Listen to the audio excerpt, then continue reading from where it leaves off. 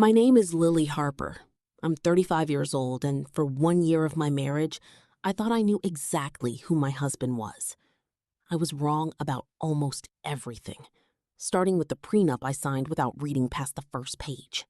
I want to tell you this story the way I lived it, which means I have to start before I knew anything was wrong. Because that's the part people forget when they hear a story like this. Before the ending, there's a whole year where everything felt normal, where I would have told you without hesitating that I knew my husband completely. I met Marcus at a friend's birthday dinner. He was quiet in a room full of loud people, the kind of quiet that makes you curious instead of bored. He worked as a consultant. That's the word he used, and I never pushed past it. Because honestly, whose eyes don't glaze over at the word consultant? He kept long, unpredictable hours. He drove a sedan that was 7 years old and had a crack in the windshield he never got around to fixing. Our first apartment together had mismatched furniture, half his, half mine, and we split every bill down the middle. And I loved that. I loved that we were building something from nothing, together, as equals. I had my own income. I'd worked hard for it. And if I'm honest, part of what made me fall for Marcus was exactly that ordinariness. I'd dated men before who wanted to be impressed, who needed you to notice the watch or the car or the restaurant. Marcus never needed anything from me except my attention. I used to joke that I could have married someone flashier and been more bored every single day of my life. There was one small thing, though, a detail so small I didn't even clock it as a detail at the time. Whenever his mother called, Marcus would step out of the room. Every time. Not dramatically, just quietly, phone to his ear, walking down the hallway like he needed privacy for a work call. I used to tease him about it. Is your mom running a secret business I don't know about? He'd laugh and say something about her being a lot, and I'd let it go, because every family has a person who's a lot. We got married 8 months after we moved in together. It wasn't a big wedding. My parents, his mother and sister, a small group of friends, a backyard, string lights. His lawyer had drawn up a prenup, which Marcus explained almost apologetically, like it was a formality his family insisted on. I remember sitting at our kitchen table with a stack of papers thicker than I expected, and I remember Marcus saying, "You don't have to read all of it, it's mostly boilerplate, but obviously read what you want." I skimmed maybe the first 2 pages. I trusted him. I signed it in under 5 minutes. I didn't know that piece of paper would become the center of everything, exactly 1 year later. The first few months of marriage were exactly what you'd hope for. Normal, steady, comfortable, in the best sense of the word. And then the small cracks started. So small that individually, none of them meant anything. It was only later, looking back, that I could see the shape they made together. The first few months of marriage were exactly what you'd hope for. Normal, steady, comfortable in the best sense of the word. And then the small cracks started. So small that individually, none of them meant anything. It was only later, looking back, that I could see the shape they made together. We started having dinner with his mother, Diane, and his sister Renee most Sundays. Diane was polished in a way that felt performative, always immaculately dressed for a family dinner in someone's dining room.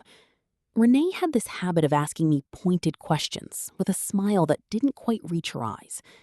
"So, Lily, what is it you're really looking for out of this marriage?" she asked once, over pot roast, like I'd applied for a job instead of fallen in love. I laughed it off. Marcus changed the subject. I told myself it was just in-law awkwardness, the kind every daughter-in-law on earth has dealt with at some point. But other things started not adding up, in small ways. Marcus paid cash for things that should have strained our joint budget. A birthday gift for his niece that was clearly not a consultant's salary gift. A spontaneous weekend trip he insisted on paying for entirely himself. Once, at a restaurant, he stepped outside to take a call.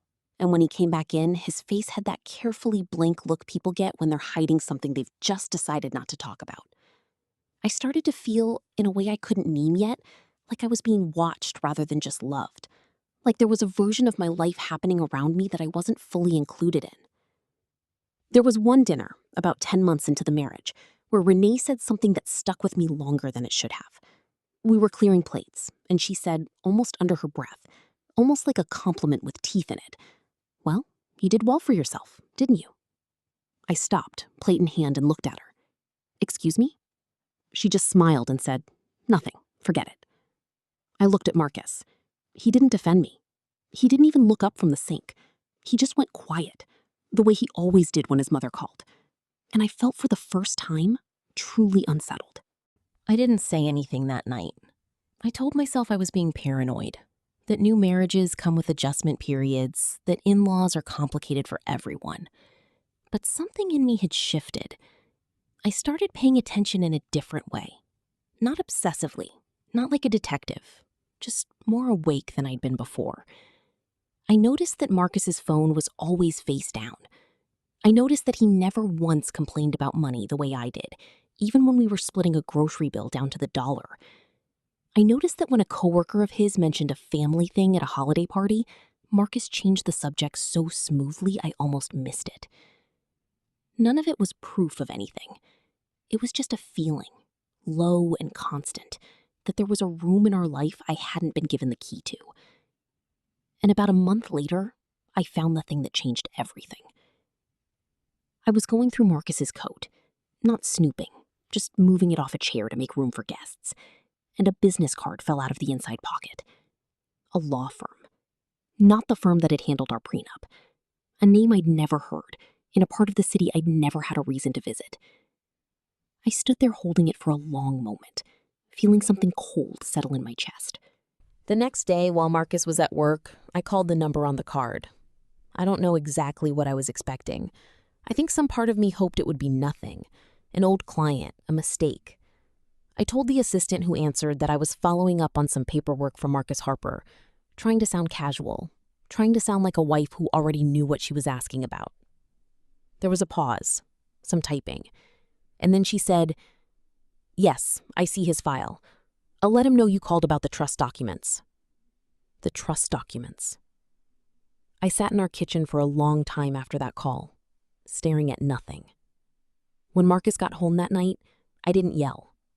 I just put the business card on the counter between us and said, "Tell me the truth. All of it." And he did. Marcus told me that he wasn't a consultant scraping by. He came from a family trust worth 8 figures. Money that had been in his family for 2 generations, structured and protected by lawyers who existed specifically to manage it. He told me that years before we met, he'd been engaged to someone else. And when that relationship ended, it had ended in a bitter, public legal fight over money. Money she claimed she'd been promised. Money he said she'd only ever loved him for. It broke something in him. And after that, he made himself a private rule. No one finds out about the money until he's absolutely certain they love him, not the life the money could buy. That was the year. That was the test. He hadn't been lying to hurt me. He told me that part with his voice cracking in a way I'd never heard from him before. He'd been lying because he was terrified of becoming a case study in someone else's calculations again. And then he told me the part that broke something open in me differently. The prenup, the one I'd signed in 5 minutes without reading, wasn't the standard document meant to protect his money from me. His lawyer had written it, at his instruction, to protect me. If the marriage ended, no matter how long we'd been together, no matter what anyone in his family thought I deserved, I would walk away financially secure. He had built that protection into our marriage before I'd ever proven a single thing to him. I sat with that for a long time. Because here's the truth. It wasn't cruelty. It was fear wearing the costume of caution. But it still meant that for a full year, he had made a decision, alone, about how much of the truth I was allowed to have, about my own marriage, about my own life. I didn't leave. I know some people reading this will wish I had, and I understand why. But I also understood, sitting across from him that night, that what I actually needed wasn't an ending. It was honesty, starting immediately, with no more decisions made quietly for my own good. I told him that. I told him that trust isn't something you get to test in secret and grade me on later. If he wanted a real marriage, the withholding had to stop, completely, starting that night. And it did. I also finally understood Diane and Renee. The cold Sunday dinners, the pointed questions, the "you did well for yourself" comment that had haunted me for weeks. They had known the truth the entire time. They had watched me, judged me, and never once told me why. That, more than almost anything else, is what I still haven't fully forgiven. Marcus didn't rewrite the prenup after that night. It stayed exactly as it was, because it had never been about protecting his money from me in the first place. What he did instead was show me everything: the accounts, the trust documents, the full shape of our life, voluntarily, for the first time, without me having to find a business card in a coat pocket to earn it. People keep asking me why I was upset that my husband turned out to be rich. That was never it. I was upset because for a whole year, he decided how much of the truth I deserved to have. Trust isn't something you're allowed to test in secret.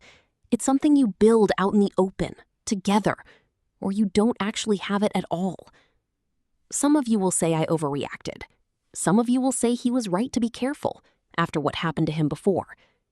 Honestly, I still don't know which one of us was more afraid.